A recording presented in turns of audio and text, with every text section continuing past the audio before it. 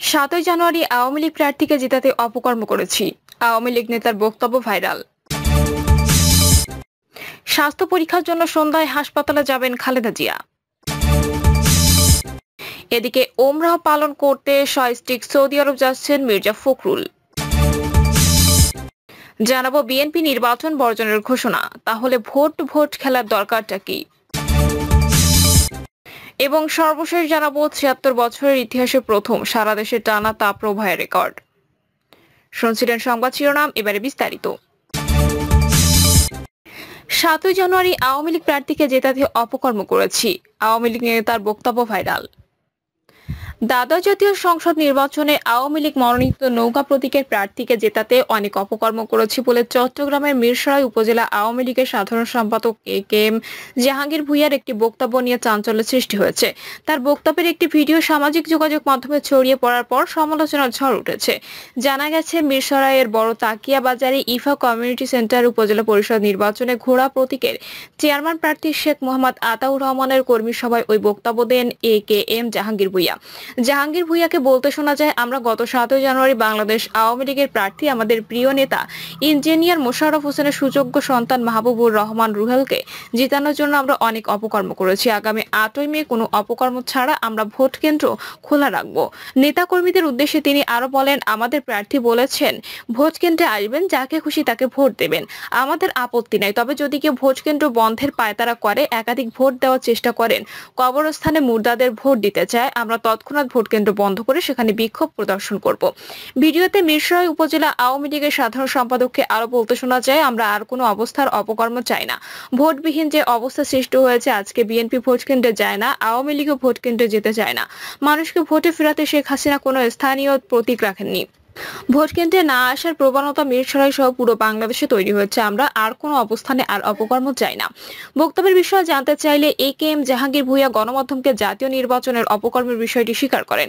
তিনি বলেন, জাতীয় নির্বাচনে দলীয় প্রার্থীকে জেতাতে সব চেষ্টা যে বৈধ ছিল তা নয়, অনেক অপকর্ম করেছি। তিনি আরো বলেন, এখন যেখানে নির্বাচনে ১০ থেকে ১৫% বেশি ভোট পড়ে না, এবারে উপজেলা পরিষদ নির্বাচনে কেন্দ্রীয় সিদ্ধান্তে দলীয় প্রতীক না রেখে নিরপেক্ষ নির্বাচনের সিদ্ধান্ত হয়েছে। কিন্তু আমাদের উপজেলায় একজনের পক্ষ থেকে বলা হয়েছে, অনেকেই এই সিদ্ধান্ত মেনে নিতে না পারলেও মুখে কিছু বলছেন। আমি কেন্দ্রীয় সিদ্ধান্ত মেনে নির্দিষ্ট একজনের পক্ষ নিতে পারবো না।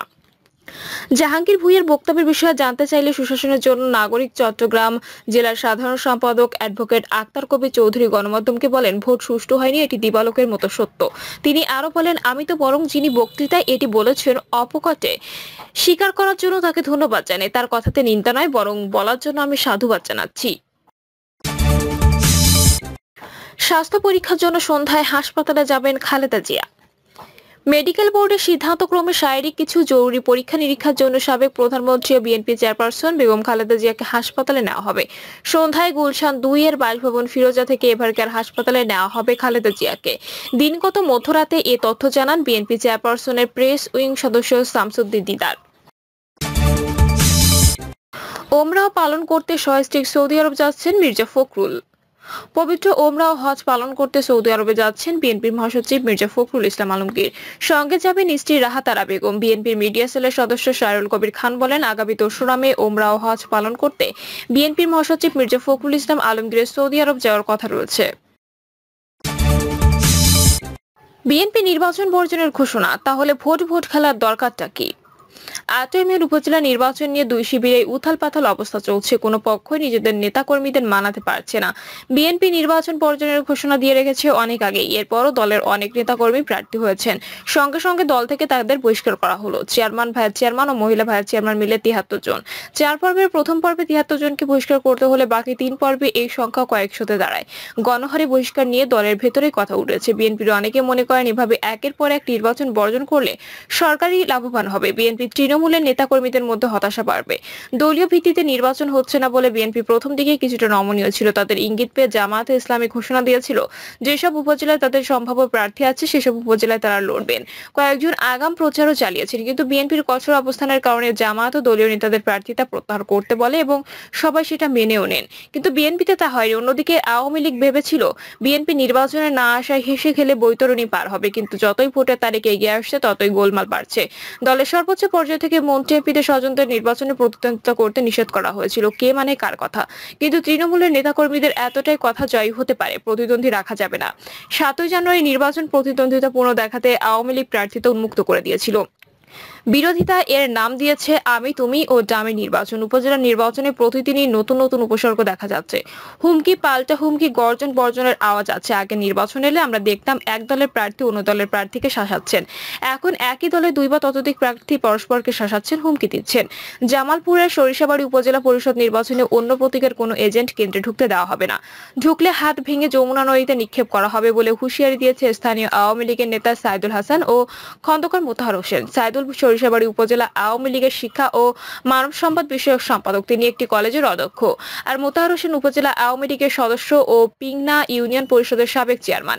এই দুই নেতা উপজেলা চেয়ারম্যান পদে আনারস প্রতীকে অংশ নেওয়া ও উপজেলা আওয়ামী লীগের সাংগঠনিক সম্পাদক রফিকুল ইসলামের সমর্থক। এই দুই নেতা তাদের হুমকি দেওয়া একটি ভিডিও ক্লিপ ফেসবুকে ভাইরাল পড়লে সামাজিক যোগাযোগ মাধ্যমে বেশ সমালোচনা হয়। ভিডিওতে সাইদুল হাসানকে বলতে শোনা যায়, আমাদের মধ্যে অসন্তোষ ও হানাহানি করার চেষ্টা করবেন না। যদি করেন আমি স্পষ্টভাবে বলে দিতে চাই, তাদের দাঁত ভেঙে দেওয়া হবে। যাদের দাঁত নাই তাদের চাপার হাড়টি ভেঙে দেওয়া হবে। আমরা রফিক সাহেবকে উপজেলা চেয়ারম্যান হিসেবে আজকে ঘোষণা দিলাম। একই ভিডিওতে মোতাহার হোসেনকে বলতে শোনা যায়, সাইদুল স্যার যে ঘোষণা দিয়েছে আমরা তার ঘোষণার সঙ্গে একমত। অন্য কোনো মার্কার এজেন্ট কোনো কেন্দ্রে দিতে দেব না। এজেন্ট দিলে তার হাত বাড়িয়ে দিয়ে ভেঙে আমরা যমুনা নদীতে নিক্ষেপ করব।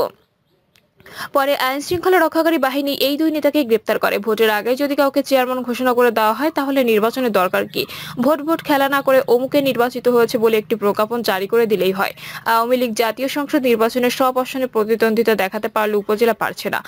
8ই মে উপজেলা নির্বাচনে বিনা প্রতিদ্বন্দ্বিতায় জয়ী হলেন 25 জন। বাগেরহাট সদর, মুন্সিগঞ্জ সদর, মাদারীপুরের শিবচর ও ফেনীর পরশুরাম উপজেলা পরিষদের চেয়ারম্যান, ভাইস চেয়ারম্যান ও মহিলা ভাইস চেয়ারম্যান পদে সবাই বিনা প্রতিদ্বন্দ্বিতায় নির্বাচিত হয়েছেন। পরবর্তী 3 ধাপেও আমরা বিনা প্রতিদ্বন্দ্বিতা অনেক নির্বাচিত প্রতিনিধি পেতে যাচ্ছি। সব উপজেলায় এই পদ্ধতি চালু হলে নির্বাচন কমিশনেরই প্রয়োজন হবে না। সহকর্মী প্রণব বল চট্টগ্রাম থেকে রাউজান মডেল নিয়ে লিখেছেন, 2014 সালে 10ম জাতীয় সংসদ নির্বাচনে রাউজান থেকে আওয়ামী লীগের প্রার্থী ABM ফজলে করিম চৌধুরী বিনা প্রতিদ্বন্দ্বিতায় নির্বাচিত হন। এরপর থেকে রাউজান স্থানীয় সরকারের প্রায় সব পর্যায়ে নির্বাচনে বিনা ভোটের প্রচলন শুরু হয়। 2016 সালে অনুষ্ঠিত 14টি ইউপি নির্বাচনের মধ্যে 11টিতে বিনা প্রতিদ্বন্দ্বিতায় চেয়ারম্যান নির্বাচিত হন। 2021 সালে 14 ইউনিয়নের সবকটিতে বিনা প্রতিদ্বন্দ্বিতায় চেয়ারম্যান ও সাধারণ সদস্যরা নির্বাচিত হন। 2021 সালে 14 ইউনিয়নের সবকটিতে বিনা প্রতিদ্বন্দ্বিতায় চেয়ারম্যান ও সাধারণ সদস্যরা নির্বাচিত হন। একই বছর পৌরসভা নির্বাচনে পৌর চেয়ারম্যান ও সাধারণ সদস্যরা বিনা প্রতিদ্বন্দ্বিতায় নির্বাচিত হন। গত উপজেলা নির্বাচনে এই মডেল বাগেরহাট ও ফেনী সহ আরো কয়েকটি জেলায় সফলভাবে বাস্তবায়িত হয়েছিল। আওয়ামী লীগের কেন্দ্রীয় নেতৃত্ব মন্ত্রী এমপি স্বজনদের নির্বাচন না করার নির্দেশ দেওয়ার পরও তারা প্রতিদ্বন্দ্বিতা আছেন, কারণ তারা জানেন দল যে সিদ্ধান্তই নিক না কেন একবার নির্বাচিত হওয়ার পর তাদের বিরুদ্ধে দল ব্যবস্থা নিতে পারবে না। আর মন্ত্রী এমপি স্বজন তো কেবল উপজেলা নির্বাচনে নেই, সিটি কর্পোরেশন আছে, পৌরসভায় আছেন, জেলা পরিষদে আছেন, ইউনিয়ন পরিষদে আছেন। আবার বেছে বেছে অনেক প্রতিষ্ঠানে তাদের বসানো হয়েছে। যেসব স্থানে মন্ত্রী এমপিদের প্রভাব বিস্তারের প্রশ্ন না থাকলে উপজেলায় কেন আসবে? আওয়ামী লীগের নেতাকর্মীরা নির্বাচনের রাজনৈতিক প্রতিদ্বন্দ্বীকে মোকাবিলা না করে এখন নিজেরা নিজেদের মোকাবিলা করছেন। জাতীয় নির্বাচনের পর উপজেলা নির্বাচনেও তারা আরেকটি প্রীতি ম্যাচ খেলার প্রস্তুতি নিচ্ছে। সত্যিকার ম্যাচটি কবে হবে? 76 বছরের ইতিহাসে প্রথম সারা দেশে টানা তাপপ্রবাহের রেকর্ড।